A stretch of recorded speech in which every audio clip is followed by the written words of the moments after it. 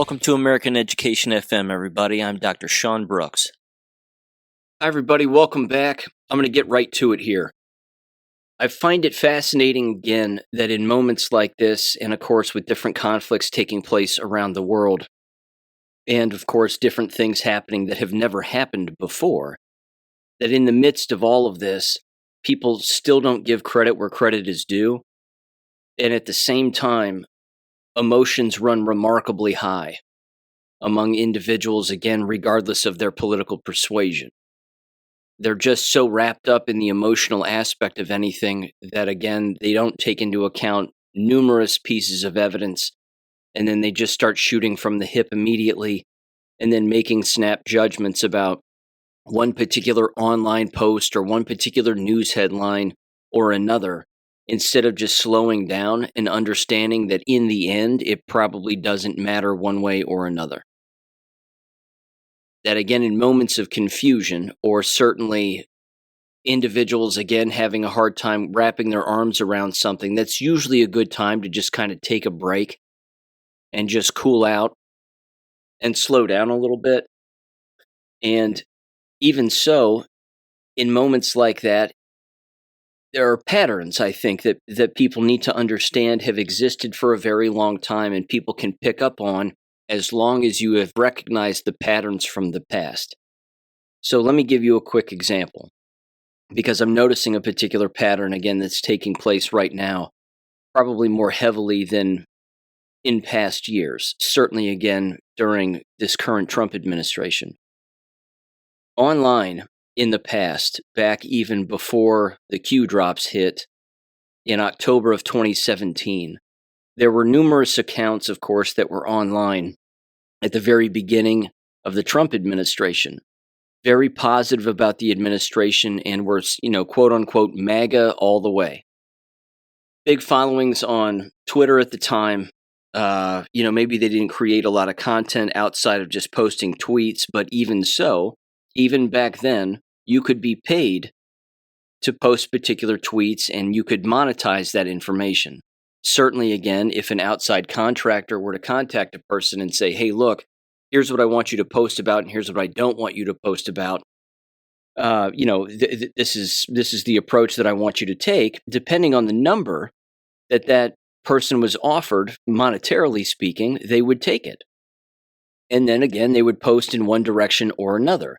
What was interesting is that even during some of the Q posts, you started to see a bit of a change in some of these massive pro-Republican, so to speak, pro-conservative, pro-Trump accounts, is that they shifted. And somebody got to them and offered them money, clearly, to all of the sudden do a total 180. And you can recognize when someone is doing a complete 180. Because again, they have a pattern of posting positively or posting objectively, and even asking questions about particular things, and then all of the sudden, all of their posts are immediately negative. That's usually someone who has been co-opted. And that happens, believe it or not, far more often than what I think the average person can comprehend, because that right there drives endless storylines. It drives wavelengths of thought. It controls and manipulates endless people. And then again, chances are that they're being paid to actually do it. And in many cases, in these online accounts, and with a lot of these online accounts, people will start to dig into who exactly is paying these people. And sure enough, it's usually the same kinds of culprits. It's usually AIPAC or the Jewish lobby, or even more hardcore communist individuals that reach out to these people. And again, they offer them a 6-figure, 7-figure deal. And they say, okay, I want you to start talking about this or not talking about that or whatever. It happens consistently, is my point. Bill Mitchell is one guy who comes to mind. Bill Mitchell used to be, again, pro-MAGA. He ran in that General Flynn and Vander Steele crowd for a very long time during the first Trump administration. And then he got sour on Trump, and it was like, again, a complete 180. And then they figured out that Bill Mitchell was being paid by individuals to bash Trump and say he's worthless, he's not doing anything, he's terrible, blah, blah, blah.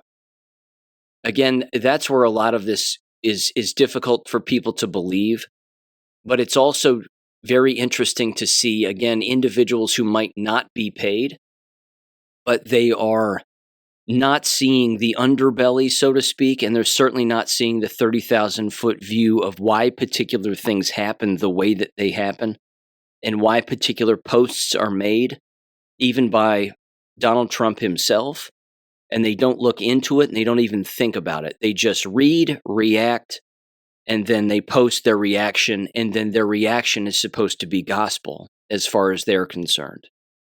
Let me give you a very recent example. On Gab the other day, and this is kind of interesting because I emotionally reacted to this sort of in the opposite direction. But on Gab the other day, there's a person with the account that goes by the name Patrick Martin. And again, they claim to live in the South, and they've apparently written books, and I mean, good for them. But this is an example, and again, it's my humble opinion here, but this is an example of an account where, again, they've posted some great stuff in the past and, some thought-provoking things, but in the end, it's their opinion. Because everybody has an opinion, and when people are online, they get to share their opinions, which is fine. It doesn't mean that they're right. And sometimes, again, people get very defensive when someone calls them out online, and then they take offense, or then they even block you just because, again, you call them out for not taking in copious amounts of information. So I would encourage you to think about this just before I read this particular post. We're talking about a military operation. We're talking about endless arms of influence in and around a president, a singular person, and an office, of course, and an administration. And of course, again, the more people you have, the more opinions you're going to have around you. But the point is there was a post that was made here on Donald Trump's Truth Social page, and I think it was also made on Facebook. But the original post said the following, and I believe it was around 10-something in the morning on March 5th.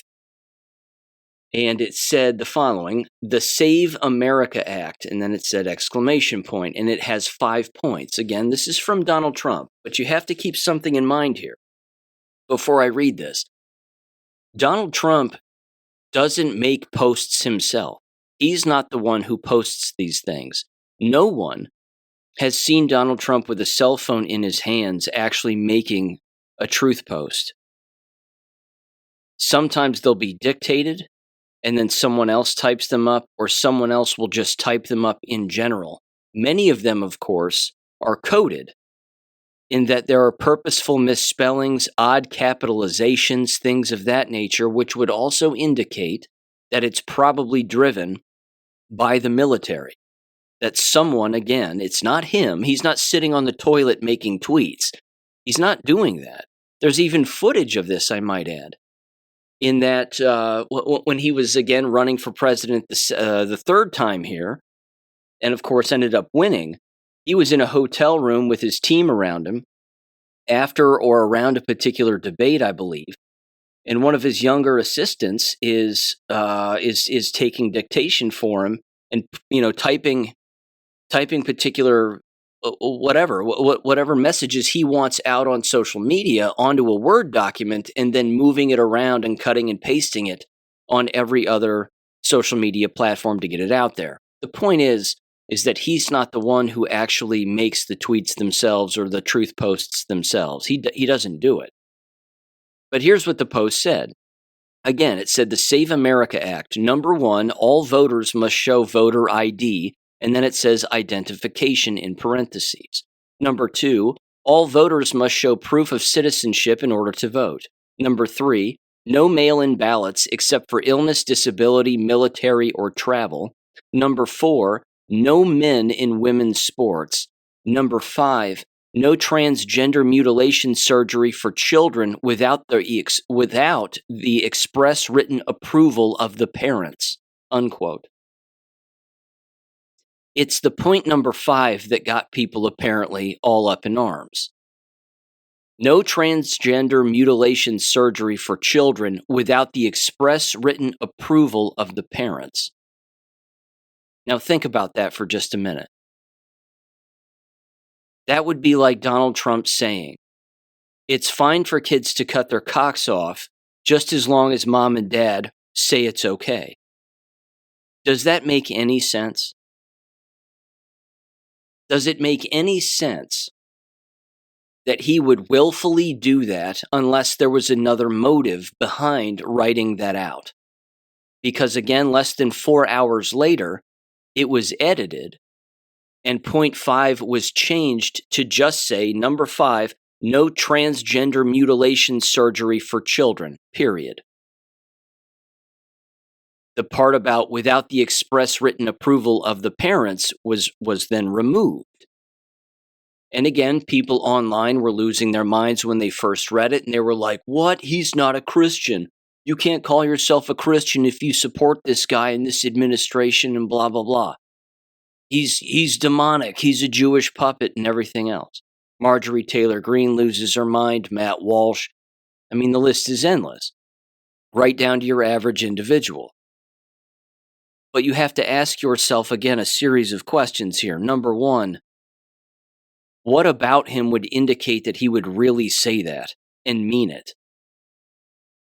Yes, it's fine if children mutilate themselves, they just need their parents' permission. What about all of the legislation? What about all of the detransitioning guest that he recently brought to the State of the Union? What about all of that would indicate that he would actually be sincere in saying, yes, you can mutilate yourself, just not without the written consent of your parents? He wouldn't do it, which means it was done by someone else for the purpose of catching people and catching their reactions to see what they would say or what they would not say regarding that last point. Because it's not the first point or the middle point, it's the last one. And it's clearly deliberate. My point is that to set up a trap for somebody, it's not very difficult to do. All you have to do is say something that would create outrage. And then you document the outrage. But you also document who doesn't say anything about it or even who supports it. That way you know where people stand on particular things instantly. And then you just gather all of that intel, because that's what it is. It's intelligence information.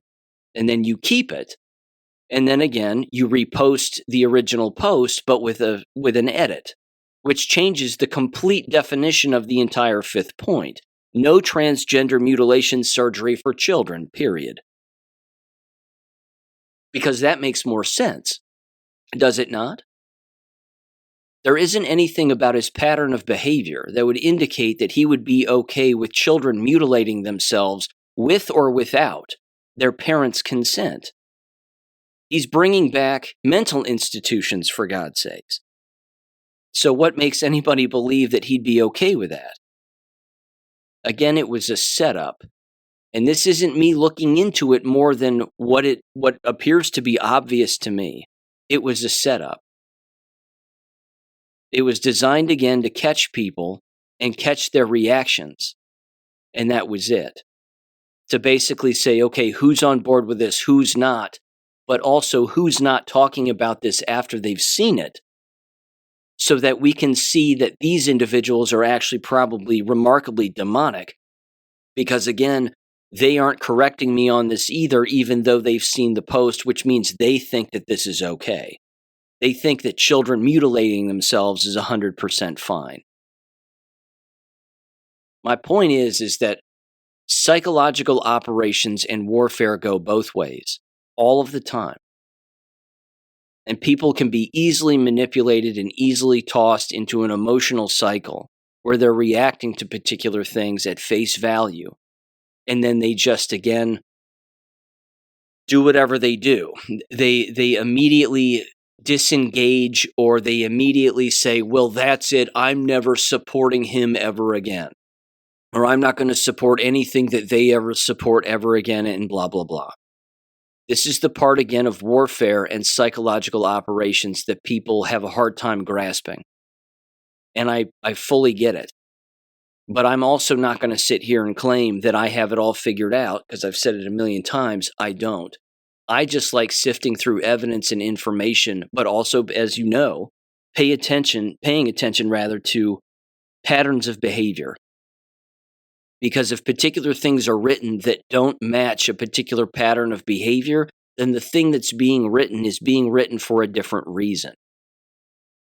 It's not being written because the person doing the writing actually believes what they're writing. It's probably for another reason. It's probably for something else. Let me give you another example. And again, this is kind of a glaring example, I think anyway. And it's something that I think is rather obvious, but it's also a pattern that people can easily pick up on if they know what they're looking at and they understand, again, the backgrounds of these kinds of shows and their availability and how widely they're shared and XYZ. When you see individuals sort of pop up out of nowhere with a very deliberate message, and then they make their way to these large platforms that are rather ubiquitous, like Tucker Carlson or a Candace Owens, even though she doesn't really conduct interviews anymore. But, even a Megyn Kelly or even Sean Ryan's show on YouTube. All of these people exist, again, on YouTube. That's not an accident. That is deliberate, and that is a serious point that is being made, again, to get information out to the American public and people around the world so that they can see it, sift through the information, and make up their own minds about what's really going on. And understand that it's not just a left-right paradigm, but that there's more information that people need to take into account.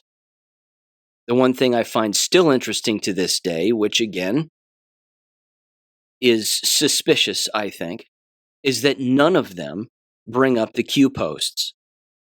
They don't have anybody on their show to discuss any of the Q posts. They don't have anybody on their shows to dive into any of them with any level of specificity. The closest anybody got most recently was Liz Crokin.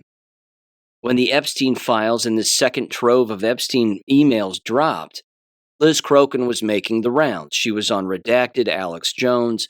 But again, Liz Crokin's been marginalized by even those individuals for many years, even though she was again ahead of the curve. She was reading some of these earlier emails, specifically the WikiLeaks emails, and going through John Podesta's emails and saying, this doesn't sound right.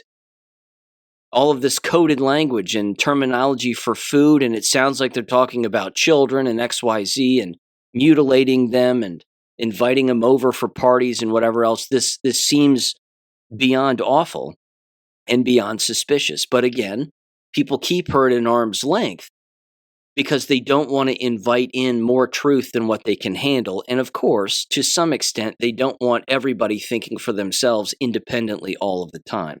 The point that I'm trying to make is that when a particular individual shows up and then makes the rounds on all of these shows with what appears to be a level of ease that is clearly coordinated, then that right there again doesn't necessarily mean that the person who's being shuffled around on all of these shows is a bad person. Maybe it means that they are in fact controlled, not just for what they know, but they're trying to get particular information out to people that's accurate or mostly accurate in order to, again, snap people out of it and make that wavelength of thought rather ubiquitous across a non-thinking populace. One of the individuals that comes to mind very recently is this guy who goes by the name Chase Hughes. I have no reason to believe that's not his real name. He claims to be, again, ex-Navy, U.S. military, 20 years of service, retired around 2019. He's been on all of these shows, specifically, again, talking about what he apparently founded or helped develop the neurocognitive intelligence, or NCI system, which it says here is described as the gold standard training program used by intelligence agencies, law enforcement, and others for mastering observation, influence, and behavioral control. I don't think, again, that he's made his way on all of these shows by accident. Now, the Rambo and Friends guys over on Rumble, I like some of their content. I completely disagree with them when they talk about people wearing masks and all the mask wearing nonsense. Joe Biden's wearing a mask. That's not really him. Hillary Clinton's wearing a mask. That's not her. She's really dead. I don't believe any of that. Okay? No one's ever going to convince me that they're wearing masks. It's really them. They're just old. That's all. It's really them. But they played a particular clip of Chase Hughes again, and he has a YouTube channel, which, keep in mind, I can't have a YouTube channel. I tried for 11 days in the month of November a few years back, and it didn't last. But again, approximately 10 or 11 episodes is all. And then I was kicked off. And again, it wasn't because of any copyright infringement or anything. It was because of what I was saying. And they were like, nope, he's breaking our terms of service, and then that was it.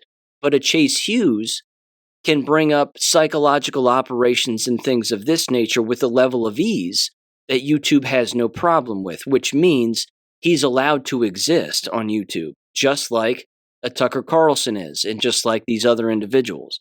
Because, again, they have good content, and again, they're controlled to a great extent. They have forced guests. They have people show up on their shows that someone else tells them, you need to have this person on your show. It's like planting seeds in the minds of particular individuals. I can't help, again, I'm going to digress just for a second before I play this audio clip here, but it was like when Tucker Carlson had Casey Putsch on his show a number of months ago, whatever that was, 8+ months ago. Most people didn't know who Casey Putsch was, but they reach out to him, and then he's on his show, and he's describing, again, the state of affairs in Ohio and the inventions that he's had and a number of other things, and then before you know it, Casey Putsch is running for governor of Ohio. And again, I hope he beats Vivek Ramaswamy in the upcoming primary here in May. He might not, but Casey Putsch has woken up a great deal of Ohioans to the fraud that exists in Ohio. I think, again, that was a purposeful seed planting. I think there was something going on there that was designed, again, to get his voice and his face out to the general public so that people could understand who he was. I don't think that was an accident. But here's a clip of Chase Hughes. This has to do with Iran. It's 11 minutes long. It's worth the listen. And again, this is what the Rambo and Friends guys played on their most recent show. And again, I mean, he's right. That what's going on in Iran is not typical warfare. It's not the slow degeneration of a society. It was the takeover of a society. It was the takeover of a country. You could call it its own color revolution to some extent. But give Chase Hughes a listen here. Again, he brings up psychological operations in general, but he also, of course, brings it up in a larger context of Iran and places like it, and then gives a bit of a brief history on the country itself. So give him a listen here in 3, 2, 1. If you think Iran has always looked like this, I want you to pause for a second, because that belief didn't come from history. It came from just a bunch of repetition. There are people that are alive right now who grew up in Iran wearing jeans, listening to Western music, going to universities, falling in love openly, and then they watched their entire country just snap into something unrecognizable. And I think the part that most people miss is that Iran didn't evolve into this. It was taken. I've done several deployments across the Middle East, and you don't survive that without learning one critical distinction that I think all the headlines just completely erase, and the difference between a people and the system that cages the people. That's a big distinction I want to make right here, and this applies to all countries. But what you're seeing right now, the protests in Iran, the crackdowns, the silence when all the internet went dark the other day, that looks like chaos. That is memory colliding with fear, and I'm going to prove it to you. And once you understand how that collision happens, I think you're going to realize Iran is not an exception. Iran is a preview for the rest of the world. So what we're going to talk about is not a big story about religion. It's not even a story specifically about Iran. This is a story about how any modern educated civilization gets psychologically hijacked without realizing it until it's way too late. And by the end of this, you're going to see exactly where the takeover happened and the three paths that Iran is likely to take here in the next few months. In the 1960s and 70s, Iran was secular. They were educated and they were culturally just alive. Tehran looked more like a European capital than a caricature of the Middle East. Women in Iran were doctors and lawyers and professors, and universities there were world class. So art and music and science were all just thriving in Iran. This was not a primitive society that was just waiting for someone to modernize them. They were already modern. And that detail matters a lot because it destroys a very convenient myth to the media. This idea that Iran's current state, where they're at right now, is some natural expression of Iran's culture. It is not. So what happened to Iran wasn't some cultural evolution. It was complete takeover, like an interruption. So first, the Shah, this is Mohammad Reza Shah, ruled with a lot of Western countries backing him, lots of oil money, and he got increasingly authoritarian, and corruption started growing, as it always does, even here in our country. All the dissent was crushed, and people started getting very, very resentful over time. And into that little pressure, and maybe in that void, this guy steps up that most people outside Iran still don't fully understand. And this is Ayatollah Khomeini. He is a cleric who's living in exile, and he didn't sell himself to everybody as some tyrant, but he wore this costume of being a liberator. So the revolution that happened in 1979 was not sold as religious extremism. It was sold as a moral cleansing. We need to morally cleanse the country. We need more justice. We need independence. It was sold as independence. And that was the first big psychological trap. And this is how civilizations get hijacked. All these revolutions that you see, it's not overthrowing power. What's really being shifted is who is allowed to use violence. That's the only thing that shifts. If you look back at this, who is allowed to use violence? That's every revolution. So once the Shah fell, the Islamic Republic didn't emerge overnight. It consolidated, and it was a slow, pretty methodical process. And the biggest leverage that they had was belief. They didn't use religion as a weapon. They used fear. So it was fear being used here, not religion. And it was a fear of, I'm going to be outcast. I'm going to be looked down on or judged. I'm going to be labeled immoral. I'm going to be on the wrong side of history. I'm going to be alone. I'm going to be lonely. So all these little new public rituals became compliance tests. And then speech became dangerous. Silence was a new way to just survive what was going on. So once belief becomes mandatory, truth becomes a liability. And that's the quote that you can write down for all psyops. If belief becomes mandatory, truth is a liability. So the Iran-Iraq war hardened everything like crazy.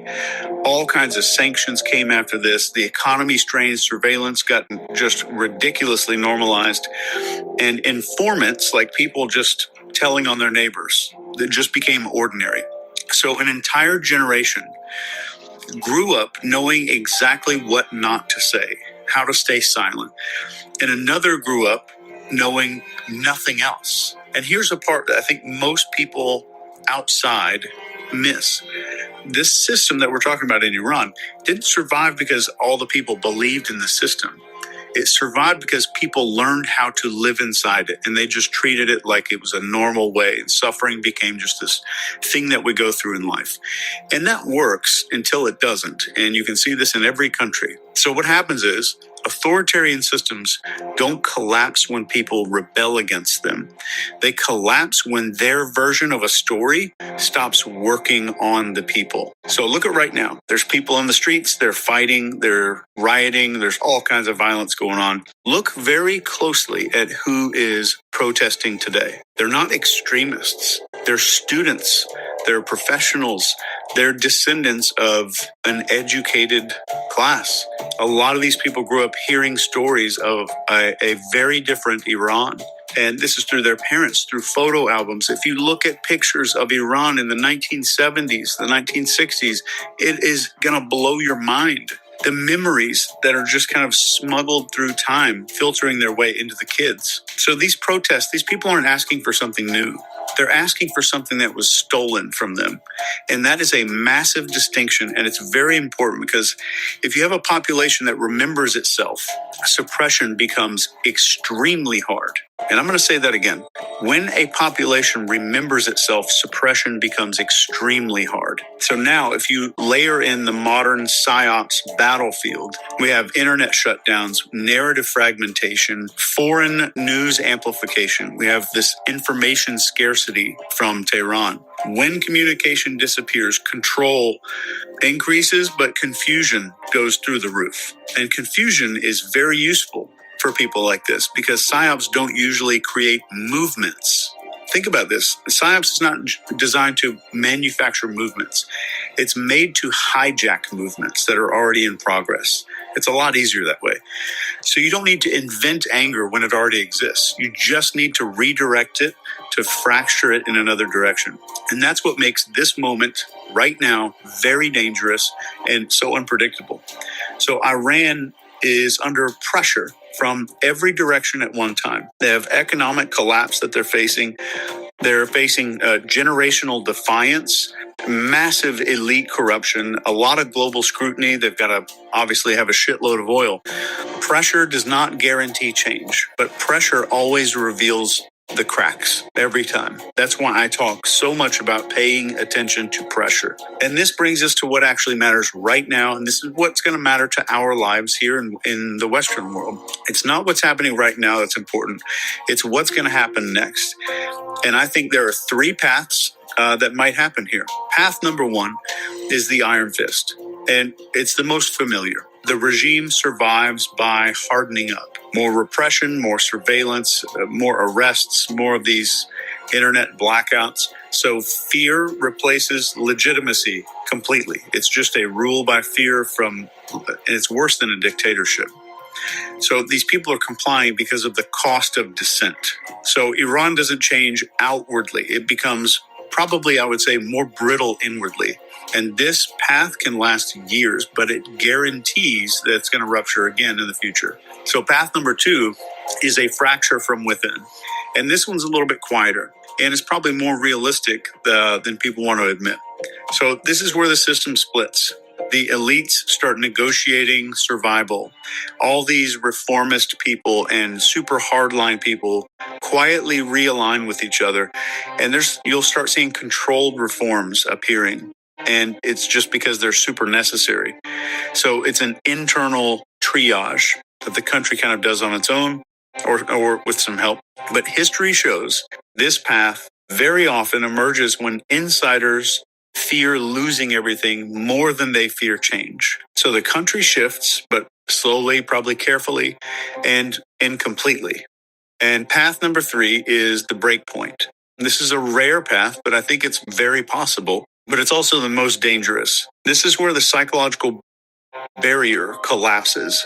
So enough people start believing in the system, including all these parts of the security apparatus, and the monopoly on violence starts to fracture. That is when regimes fall really fast. And it's not because the protesters out there are super brave and badass. It's because the enforcement, the people doing the enforcing on the protesters, stop believing. This is the path that leads to chaos or rebirth or maybe both. And nobody ever controls how it ends. The real takeaway here is Iran isn't just a warning about religion. It's a warning about what happens when fear completely replaces consent of people and narrative completely eclipses and replaces legitimacy. This is about Iran losing its ability to say no quietly over time. The heaviness that I feel just talking about this, it's not just about Iran. What we're talking about here when it comes to psyops This is about what any society becomes when stories matter more than people. It's when a population forgets who they are. Somebody else is going to absolutely decide who they are. And once you see that mechanism, you're going to start seeing it everywhere, and you'll watch it play out here in the next few weeks with Iran. Hope it all goes well. See you. The same kind of thing, as one might imagine, happens in the United States all of the time too, and it's happening right now. This is why you have a fracturing of endless individuals who were once seemingly all on the same side and in agreement with a great deal of things, but the moment that they lack information and the moment that they don't acknowledge information that exists, that's already out there, that a person again can think about and remember and dive into and research and read about and everything else, that's when they become overly emotional. That's when they stop thinking and they'll even revert and do seemingly a complete 180-degree turn and basically say, I didn't vote for this. This person's a traitor. This isn't America first, and every other slogan and tagline that you hear. Let me give you a quick example of evidence that does exist that's out there that should let people know that what you're seeing regarding Iran and, again, all of the different storylines and everything else, that all of that, again, was hinted at and discussed on the Q boards in Q posts, again, dating back 7-8 years ago. Here's Q post 1454 on June 11th of 2018. Again, this is 7 years ago in 8 months. It says the following: EU sanctions, and then it says Iran in parentheses. Leaders of EU only care about protecting flow of money, not the safety and security of their people/world. Iran deal orchestrated for the sole purpose of lifting sanctions, blockade, to allow access of foreign businesses for individual and co-wide enrichment. Scam. 3 exclamation points. It then says nothing to do with nukes. Cover. And then it has an underscore, again in parentheses. Nothing to do with nukes. All of the stories about Iran's going to get a nuclear bomb, and even Donald Trump has said that and whatever else. He knows that's not true. That's the story that's being shown to everybody because the problem is actually far worse than even that. It's not that certain bombs couldn't be used by the people inside of that country against other neighboring countries, or that wasn't part of what was going to be certainly under a Hillary Clinton presidency. It's quite possible. That was well documented and that was well written, that was going to be so-called World War III. But this business of nukes, quote unquote, not true. It then goes on, it says Hussein pallets of cash. Hussein's secret authority to convert USD, United States dollar, potentially. It says more coming, no mainstream media coverage. Got popcorn? Q. Barack Obama and his administration, as I've said a million times, are wrapped up in this whole thing. They're wrapped up in all of this. There's another Q post. Again, the timing of these is rather fascinating, I think, because just a couple of days earlier, on Q post 1108, on April 9th of 2018, there's a Drudge Report headline, and it says, Iran threat to restart nukes. And then it has a picture of downtown Tehran or whatever with a picture of the Ayatollah, and that's it. And then Q simply says, like clockwork, you have been prepared. What they're trying to tell you is that all these headlines and all these stories that you see on the mainstream media is not the truth. The disappointing part for me is that you see your fellow Americans just go back to believing the news again. They instantly go back to believing headlines on Fox News and believing the people that they once criticized, not knowing that the real story is not going to be brought up by the mainstream media. The real reason why all of this is happening is never going to be brought up. It just won't. It's too complex, there's too many moving parts, and there's too many guilty people. In particular, people that Americans used to vote for and used to support. Let me give you another funny example of exactly, again, why a person would believe such a thing is beyond me. And why, again, people run with this high emotional story. Like clockwork, you'll hear people say, Lindsey Graham, senator from South Carolina, is bending the ear of the president and telling him exactly what to do and putting pressure on the president to bomb this place or that place. Who believes that, really? Lindsey Graham is gay, and he's a weirdo, and he's weak. What makes anybody think that a Donald Trump would listen to somebody like him about anything? Or do you play Lindsey Graham like a fiddle, and you let him talk to as many people as he talks to, you gather up all that intel, and then you use it against him in the future?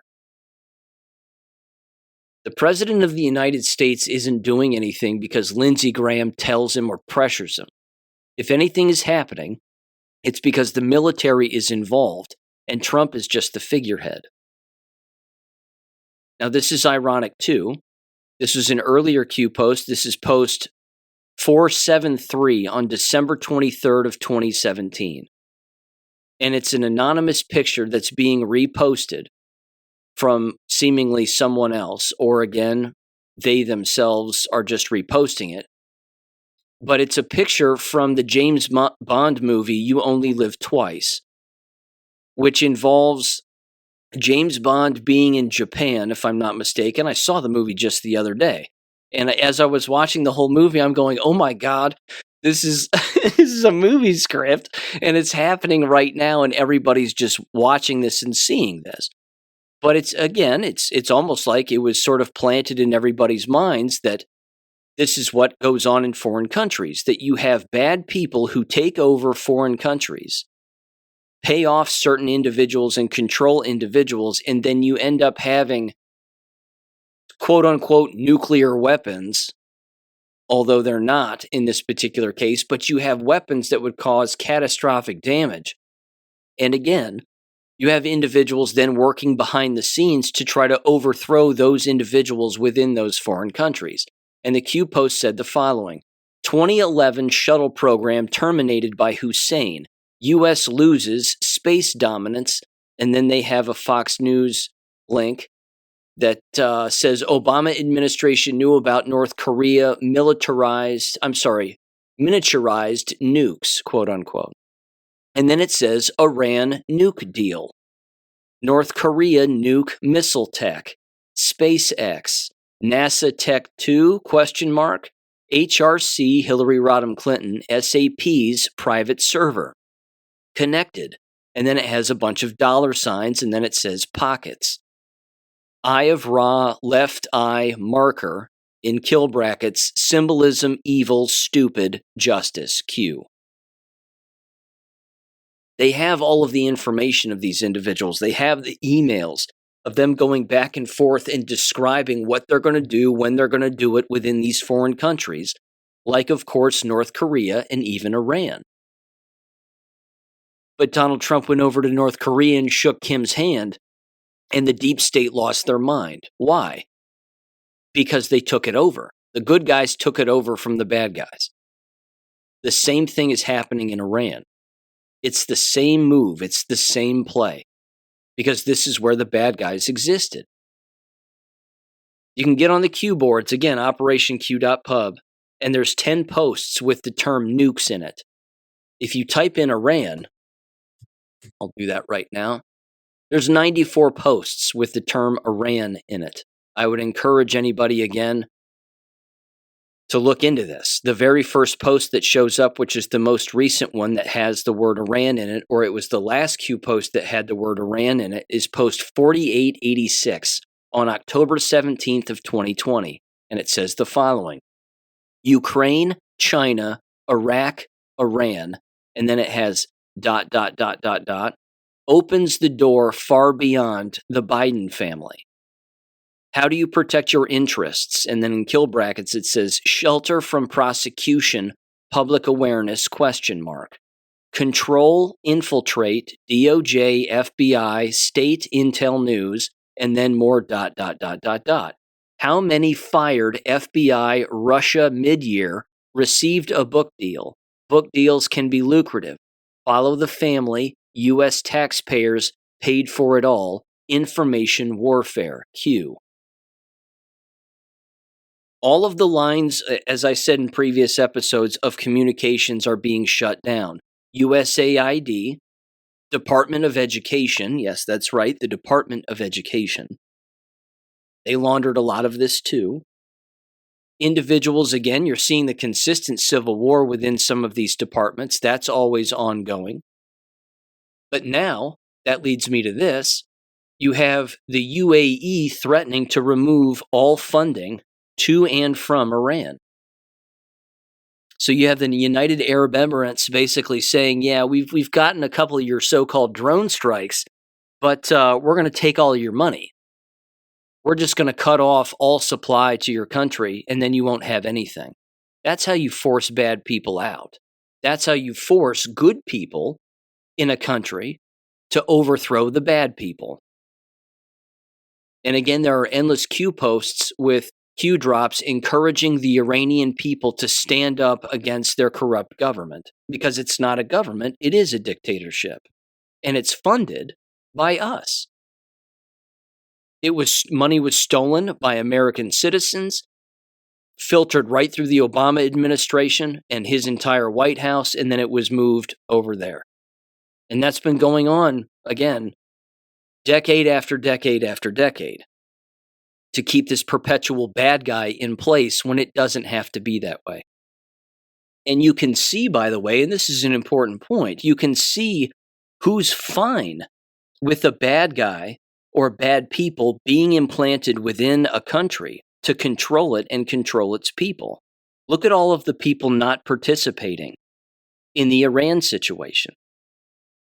It's European countries. None of them are participating. Donald Trump is embarrassing the United Kingdom and Keir Starmer to everybody's face. It's beyond obvious. When Keir Starmer comes around and goes, well, now that it's already kicked off, we'll give you a couple of ships and we'll give you a few planes. And Donald Trump's like, go pound sand. We don't need your help. You're not an ally anyway. You probably never were. But, he believes the whole Churchill thing, or at least perpetuates that garbage that Churchill was somehow a good guy, when clearly he wasn't. But even so, again, he's embarrassing endless people. He embarrassed Spain last week. And he did it, I might add, right to the face of the president of Germany, who was in the Oval Office. So he's making the president of Germany look like a weakling. Because he is. All these guys, again, they scream safety and security, but when the lights are shining on the area that's been their own playground for terror and control and money laundering and everything else, then they don't get involved. But they're heavily involved, of course, in Ukraine. Why? Because that's always been a hotbed of that kind of illegality and that kind of control. It's Khazarian mafia stuff. I would say this too, which again is a good thing to say. It's certainly a positive thing to say. Pete Hegseth the other day, the Secretary of the Department of War, he openly said, we don't expect to receive any, nor are we interested in receiving any Iranian refugees into the United States. There's more than enough surrounding countries to take them in. Yes, that's exactly what's supposed to happen. But again, when Donald Trump bashes European countries for their immigration policies, it's an invasion policy, and that's what he's doing. He's bashing those individuals because it's obvious that they're allowing it to happen on purpose. But for the Secretary of War to say, look, we're not going to be taking in any Iranian refugees. There's no need for that. There's plenty of sandboxes around there for them to live in. If they want to leave Iran for a little while, and they're allowed to, if they can get out, then let them. Or do the thing that it said in the Q post, which is stay and fight for your country and gain some control back. So yeah, again, you have a lot of Americans going, again, this isn't MAGA, this isn't America first. We're going to take in all these Iranian refugees and we can't have any more brown people here. Well, no kidding. That's the obvious statement of the century, which means it makes perfect sense that they should stay there. Just like a country in Africa. They're not going from Africa to Europe by accident, are they? No, it's an invasion. If they don't like one country in Africa, as an African, move to another country in Africa. But they're not doing that because they're being encouraged to not do it. They're being encouraged to invade other places.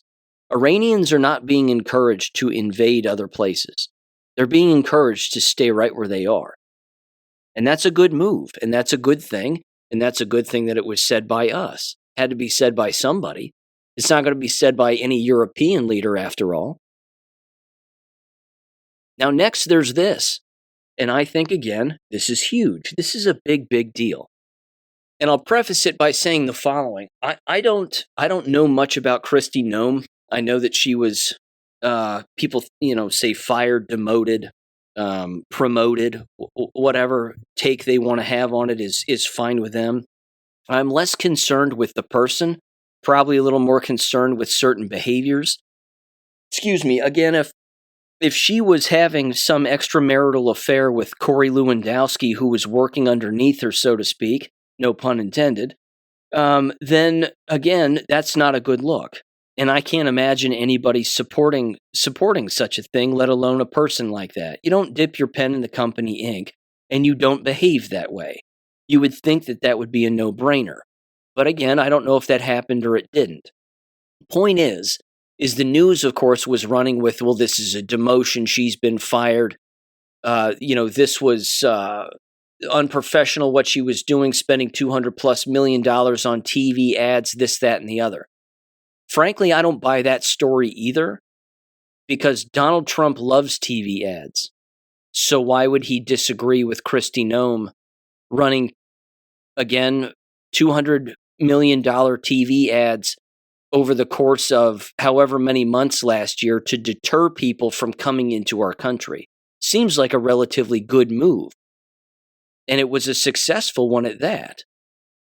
But again, if she had access to that money and was doing it, and those TV ads were out there, someone would have to ask the question from the White House, what does this cost?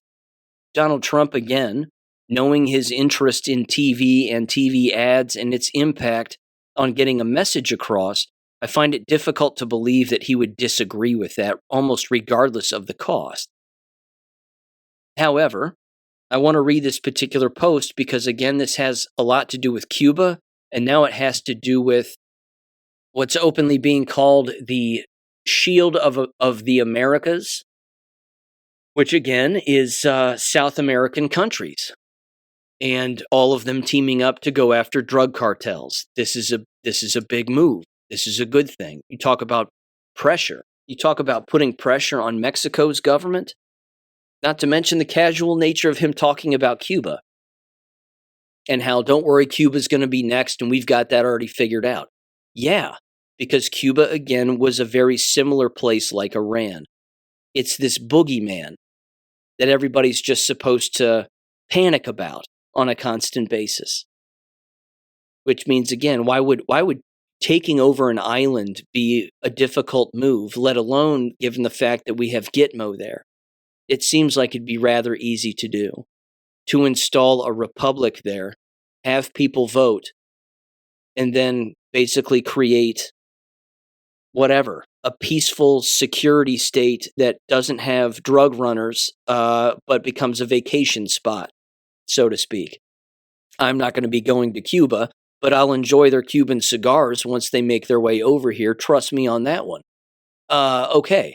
Anyway, this is from a Bodhi Karma on X, and they said the following. Again, you can take it with a grain of salt. That's fine. I do too. Again, I'm not concerned with Kristi Noem. I'm interested in the moves that the position makes and then what the position is doing. It says Kristi Noem's move isn't a demotion. It's the next level in Trump's war on cartels, a modern Monroe Doctrine unleashed. It says, number one, the media and pundits are spinning Kristi Noem's shift from DHS Secretary of Special to Special Envoy for the Shield of the Americas as a demotion. They missed the point entirely. This is the logical next step in the fight. Noam spent over a year leading DHS, overseeing massive operations that seized billions of lethal drugs, disrupted smuggling routes, and targeted the brutal networks behind it all. She got the full briefing on how these cartels really operate, not just pushing poison, but running human trafficking rings, forcing people into sex slavery, ordering murders for hire, extorting communities, and preying on the vulnerable. She called them the ISIS of the Western Hemisphere for good reason. Their evil runs deep. Now she takes that frontline knowledge, it says, and expands the battlefield beyond our borders. This isn't retreat, it's scaling up the offense. Number 2, the Shield of the Americas is the new U.S.-led security push launching at the summit in Doral, Florida this weekend, March 7th, 2026. Of course, it's already happened.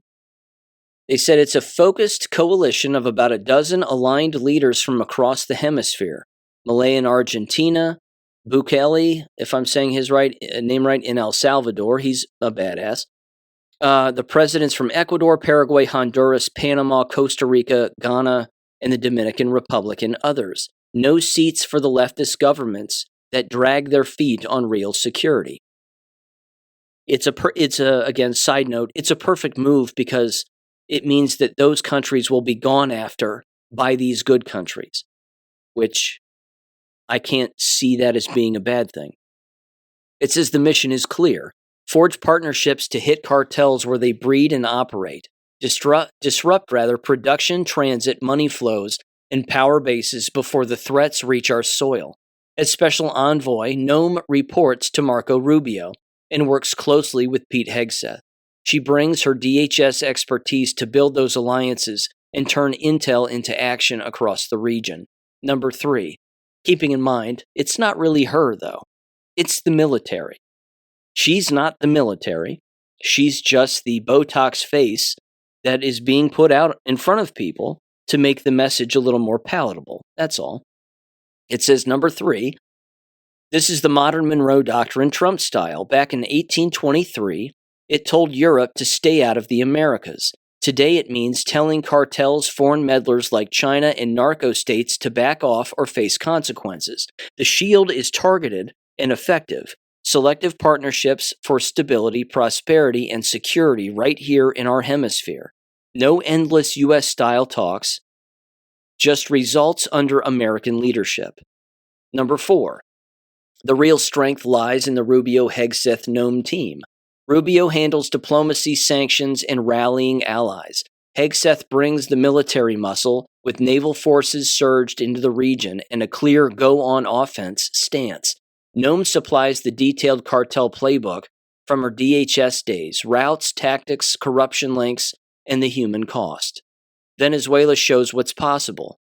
Since late 2025, U.S. forces have conducted dozens of boat strikes, taking out over 150 traffickers. Maduro was captured and extradited in January of 2026 on charges tied to his regime's criminal networks, and joint ops, like the new one with Ecuador, are already wiping out dozens of narco-terrorists on the ground. Again, Venezuela was just like North Korea. It was just like Iran. It's the same person, propped up, funded by the deep state to remain there, keep the people as slaves, and then again, when they want to use them for some nefarious reason, then they pull their card and they have them do something terrible. Or you go in, snatch their ass out, and then you send Doug Burgum over there, smiling and shaking hands with the new Venezuelan president, or interim president, or whoever it is. And just like that, Venezuela's no longer a problem. It's rather amazing, but this has been going on for years behind the scenes. It goes on here. It says, expect more interdictions at seas, targeted strikes on hideouts in cooperating countries, and raids to grab leaders. If alliances hold and threats persist, the options expand. Not full-scale invasions, but precise, overwhelming force where needed. I voted for this, ladies and gentlemen. This is what I voted for. I voted for us to go on the offense to get rid of the bad guys in these deep state hideouts, so that we don't have war in the future on any scale. And that, again, people can travel freely without fear and all of that. I mean, this is a good thing. Going after the cartels in general is massive. It says number 5, Trump built the legal foundation from day one. Executive Order 14157, signed on January 20th of 2025, set the stage to designate major cartels and groups as foreign terrorist organizations, FTOs, and specifically designated global terrorists, SDGTs. Rubio followed through. Sinaloa, Xijing, Gulf Cartel, Northeast Cartel, La Nueva Familia Macacana, if I'm saying that right, United Cartels, Tren de Aragua, MS-13, Cartel de los Solis, and others. It says these aren't paper labels.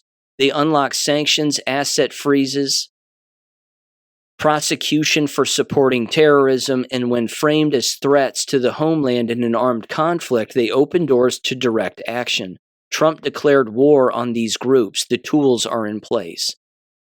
Then it wraps up. It says, number 6, Kristi Noem isn't being pushed aside. She's being positioned for the bigger fight.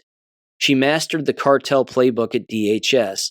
Now she helps build the hemispheric coalition to crush them at the root with Rubio on diplomacy and Hegseth on firepower. Watch the Doral Summit this weekend. Already happened. This is America stepping up to lead in our own backyard, one dismantled network at a time. The big stick is ready if talks fail. Because these cartels don't negotiate with victims. They won't negotiate with evil. No more open borders fueling slavery and violence. No more communities terrorized. No more generations lost to their grip. We're going on offense. Kristi Noem is in the thick of it, unquote.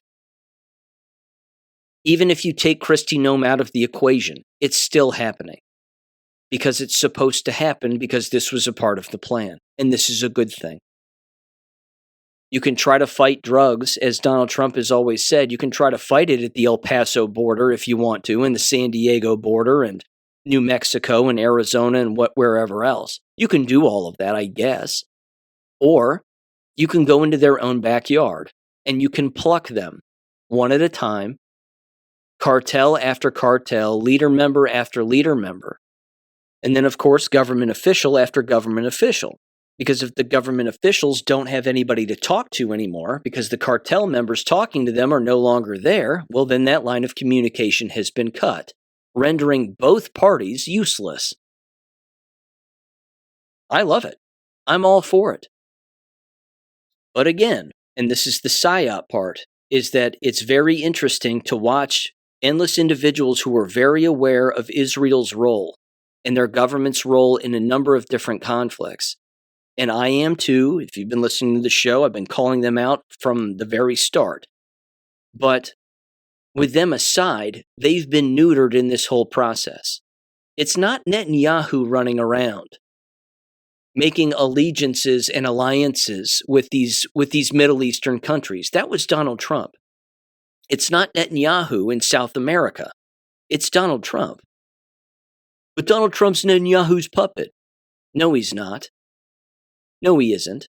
There isn't anything that would indicate that, even from a geographical size standpoint. How big is Israel compared to the United States? I understand their negative influence in the United States, but saving Israel for last. That has a lot of meaning. And yeah, cleaning them out of our own government and out of our own country is a good thing. Getting rid of that negative influence is a good thing. And what if the American people were shown the truth about particular things that would make not caring about Israel and Netanyahu very digestible, even for the most brainwashed, ardent supporters of Israel and Netanyahu? What if? What if someday information came down the line that basically said, you know what, they really haven't been an ally of ours, and here's the evidence? That again would make it very smooth and easy to digest. The same is true with the likes of a Barack Obama. What if in the future, information is released to the public that would make everybody hating him make sense? It wouldn't just be a right-wing thing. We don't like him. And it wouldn't be, again, a loyalist left-wing thing where somebody on the left would be like, whatever, I'll always love him. He's the greatest president, whatever, Obama phones and cash for clunkers and all of that was the greatest thing ever. It would make even those people be like, Barack Obama was a traitor to our country. Let me read this little post here. And again, this was on someone's blog page, sunnysjournal.com. And they said the following here. Again, it was titled 17 Countries Join Combat Against American Cartels. And this was written by a Laura Abilene. I'm saying that right? They said something very important just happened, and I suspect it will not receive the attention it deserves. Trump just got signed a proclamation with several Latin American countries to jointly combat the drug cartels. On the surface, this sounds like a drug policy issue, quote unquote. It isn't.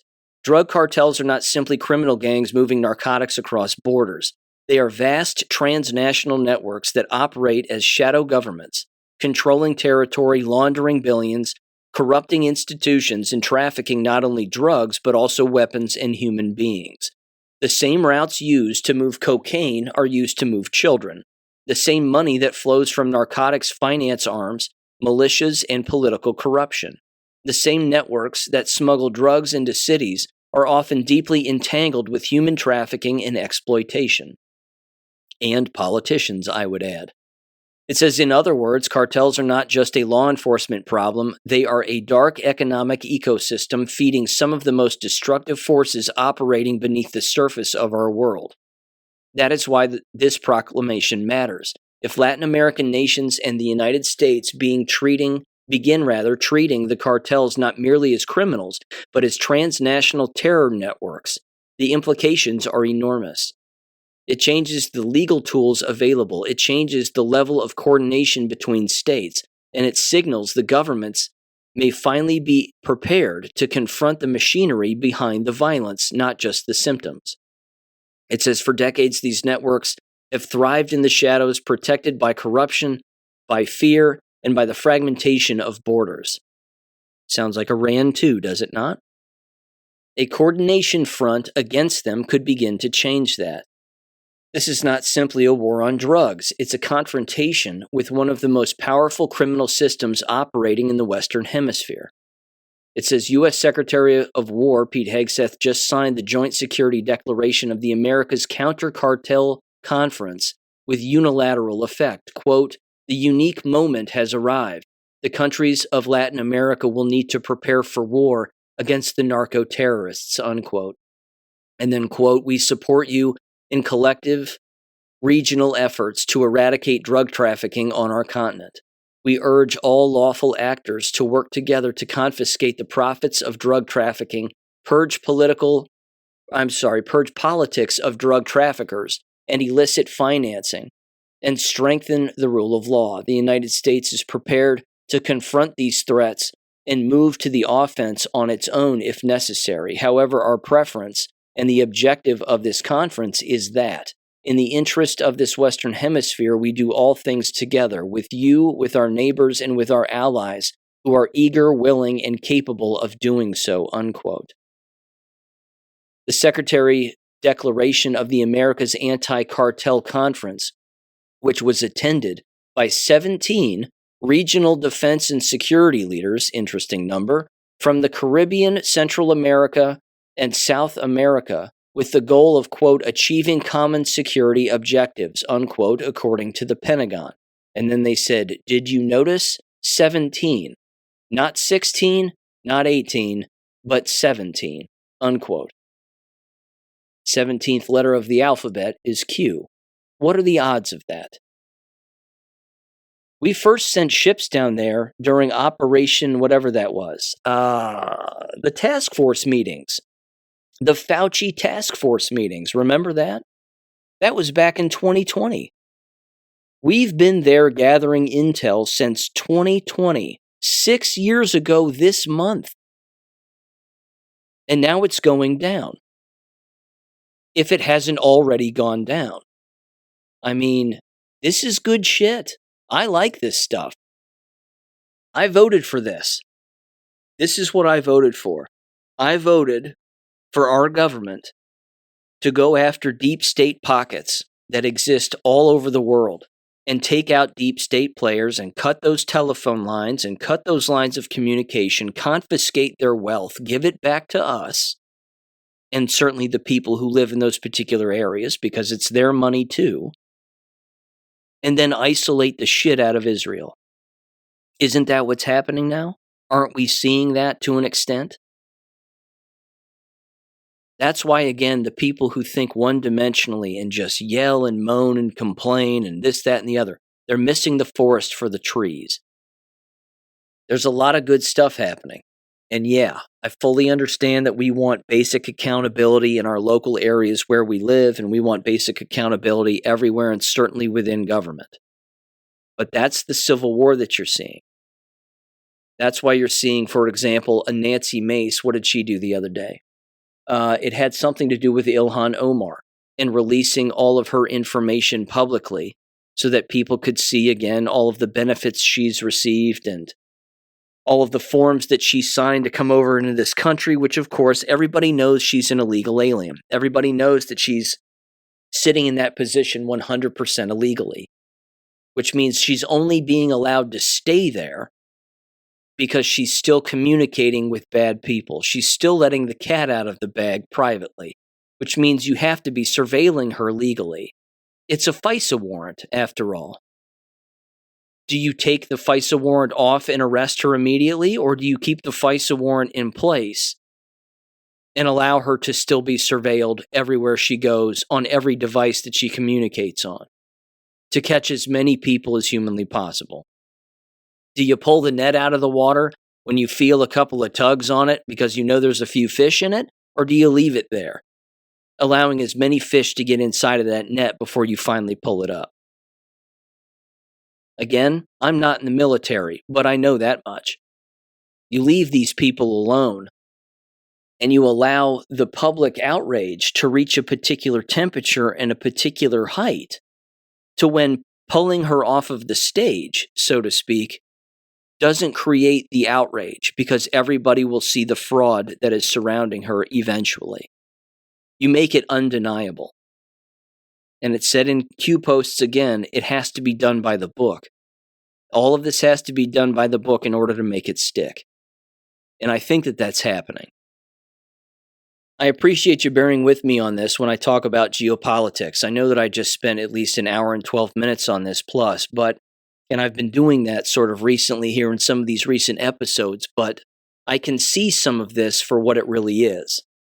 And I can't ignore what I've learned in the past about what's really gone on. I watched the Barack Obama administration very closely, as closely as I could.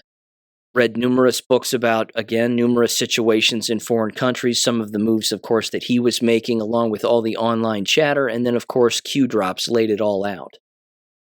So I would encourage anybody, again, to go back and read some of those posts. Read as many as you want. Type in the word Iran and read those posts in chronological order. And you'll see exactly what's been going on the way that it's been going on. And hey, if you want just for fun, watch You Only Live Twice, the James Bond movie with Sean Connery. I think he was the best James Bond, but that's my 2 cents. Either way, you watch some of those movies and you learn about, in that movie, the organization Spectre and how they infiltrate other countries and governments and then control those individuals. And then James Bond is the person who shows up and disrupts Spectre and disrupts the people and certainly the heads of those organizations. And again, they're numbered based on, their certain levels of control in certain areas of the world. But it's basically how our world has been run for a very long time too.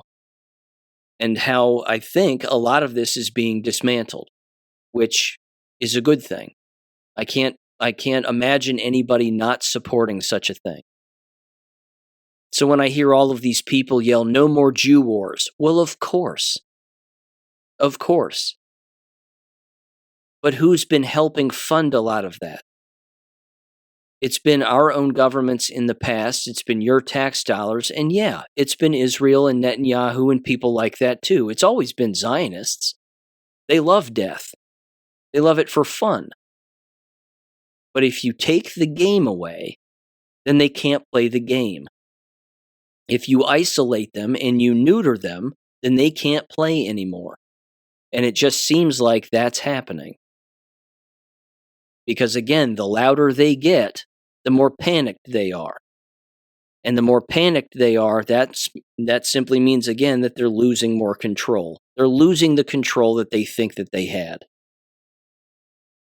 Now, with that aside, let me move on to this just very quickly. A couple of jab and education-related things, and this will move fast, and they all tie together.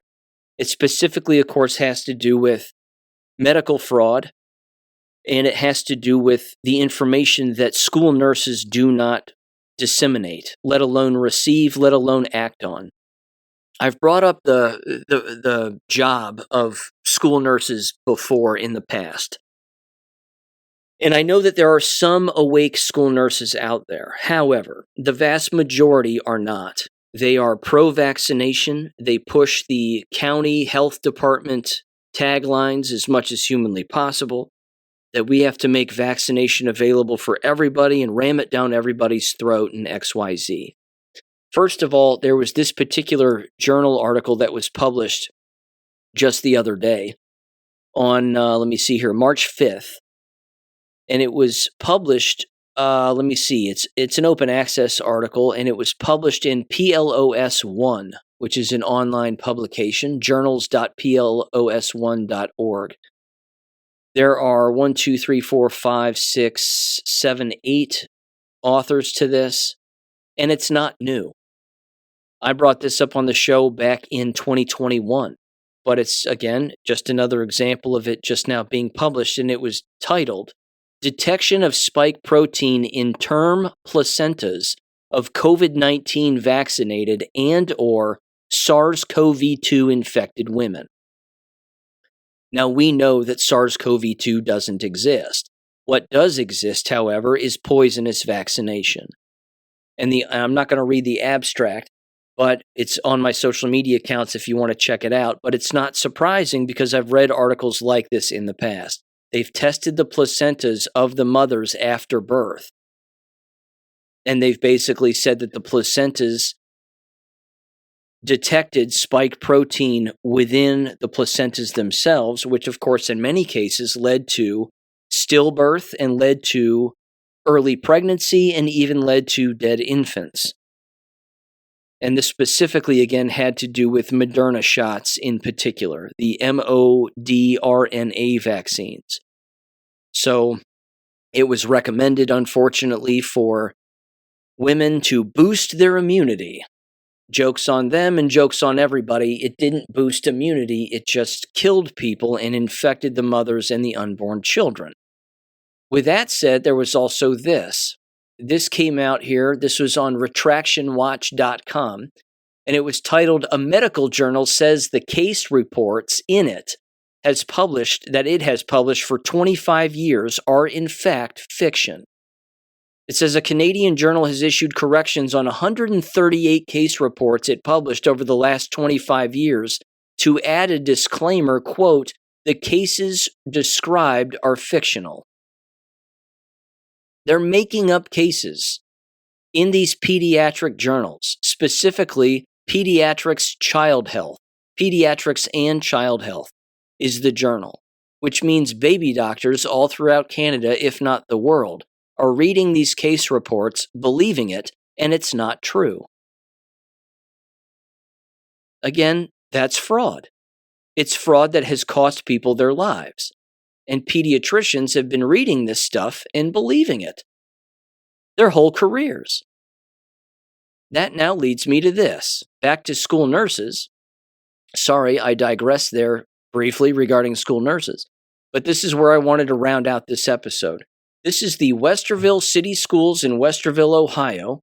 3 weeks ago, they put out, 2 days ago, they put out this video on their YouTube channel, And it only has 5 views, I of which am at least 2 or 3 of those views. And it was titled English Learner Parent Information, specifically WCS School Immunization Information. They aren't stopping with the immunizations, but what you're not going to hear this school nurse at Westerville, I believe, South High School, you're not going to hear them advocate or mention exemptions. Because in the state of Ohio, receiving an exemption is beyond easy. It's so easy, all it takes is a letter from the parents. That's it. In fact, let me read you that first before I play the video. And you hear the audio of this woman and all of the shots that children have to take, so she says. So I asked Grok the simple question, can Ohio K-12 school children opt out of immunizations? The answer overwhelmingly is yes.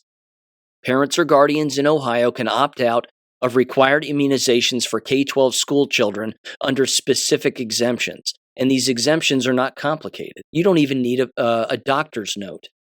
It says Ohio law, primarily Ohio Revised Code section 3313.671, mandates certain vaccinations for school attendance, but explicitly allows exemptions. Here's a breakdown. There's the medical exemption, and then there's the non-medical exemption. Non-medical exemptions, of course, would be the most common because they're the easiest. And they're often called reasons of conscience or philosophical religious. Parents or guardians can submit a written statement declining immunization for reasons of conscience, which includes, but is not limited to, religious convictions. This is a broad personal belief exemption. No proof of religious affiliation or detailed justification is typically required beyond the signed statement. It's that simple. It's that simple that if you still want to send your children to a public school in Ohio, or any school for that matter, the only thing that has to happen is the parent or legal guardian has to sign a piece of paper saying, my child is exempt from any and all vaccinations at every point throughout their time while they are here. That's it. It says many school districts provide standardized exemption forms referencing this statute where parents check boxes for good cause, religious, or conscientious reasons, and may attach additional details if desired. All states, including Ohio, require vaccines for diseases like blah, blah, blah, blah, blah, but exemptions apply. Hepatitis B, MMR, DTaP, and all that nonsense. Again, there's even been in Ohio recent legislation efforts to strengthen protections for these exemptions. It says, and clarify school communications, but the core exemptions remain in place per the Ohio Revised Code and Ohio Department of Health guidance. But you're not going to hear school nurses talk about exemptions. You just won't. They are in the business for compliance. They're also titling this, of course, English Learner Parent Information, and in the background, they have a giant picture of just a bunch of Somalis. So they want all the Somalis jabbed. I could comment further on that, but I'll leave it at that. Here's this school nurse and all the shots they want everybody to take in 3, 2, 1. Hello, my name is Jessica Gilbert.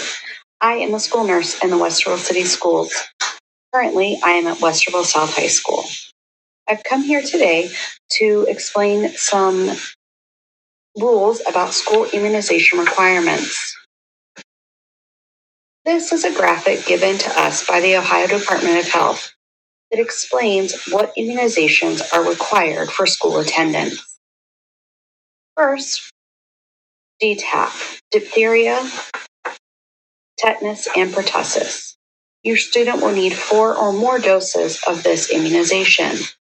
Hepatitis B. Your student will need 3 or more doses. MMR, 2 doses. Polio, 3 or more doses. Varicella or chickenpox, 3 or more doses. Tdap, 1 dose. Meningococcal or MCV4, 2 doses. Important notes. As you heard, some of these say a number of doses or more. Your student may need more doses if the immunizations are not given in the correct timing.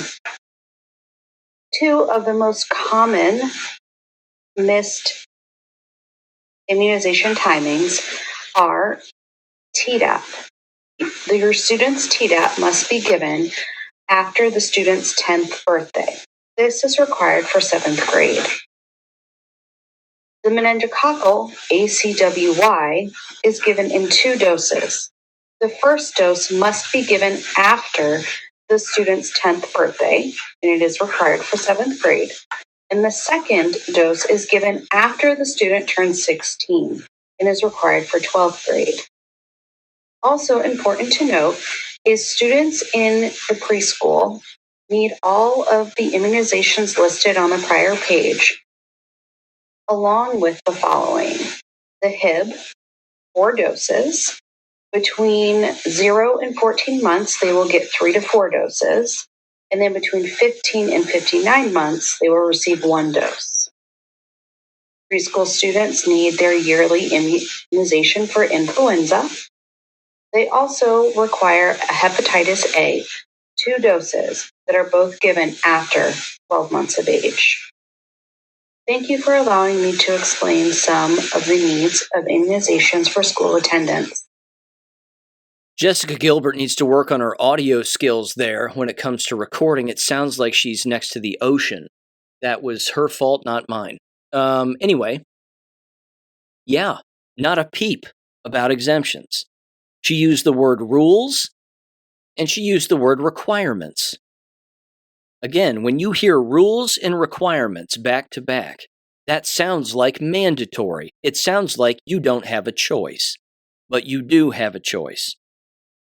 This is why it's medical negligence. This is why she is going to get people killed. Students in particular, sick and then dead. And the parents who are foolish enough to jab their own children, well, they're participants in that also. Exemptions are lawful in the state of Ohio. They're as easy as a note from your parents, signed and numbered. If you have any further questions, you can feel free and reach us and blah, blah, blah. And you put it in your kid's backpack, multiple copies of it, in case they get snatched out of a classroom and pulled into the nurse's office without the parent's consent, which happens all of the time. And then they corner the kid into getting shots. And the nurse will even say, well, we have the shot right here. You can take it right here, and then you're allowed to go back to class, and then you're allowed in school. School nurses do this frequently behind the parents' backs. Again, they don't contact, they play doctor for the machine. I'll just put it that way. So understand your rights. Again, we have these AI systems in place to use them to protect us legally regarding a number of different things. Certainly, again, when it comes to immunization in public schools or any environment. Exemptions are lawful. Look it up. Form a letter, draft a letter. You can even have the AI system draft you a letter. Very easy to do. In fact, I'll make one available on my website for the state of Ohio if anybody's curious. And you can just bounce over there and feel free and check it out. And I'll certainly make this well known on social media. But yeah, that nurse is an abomination. But they're all over the place. They're not going to tell people about exemptions because it doesn't fit the party line. They only want compliance. They want a full list of everybody jabbed to the hilt, and that's it. It's disgusting, but yeah, that's your American public school system. Even after all of this, even after the COVID lie, they still push all of this nonsense. Okay, just a little bit of a warning there.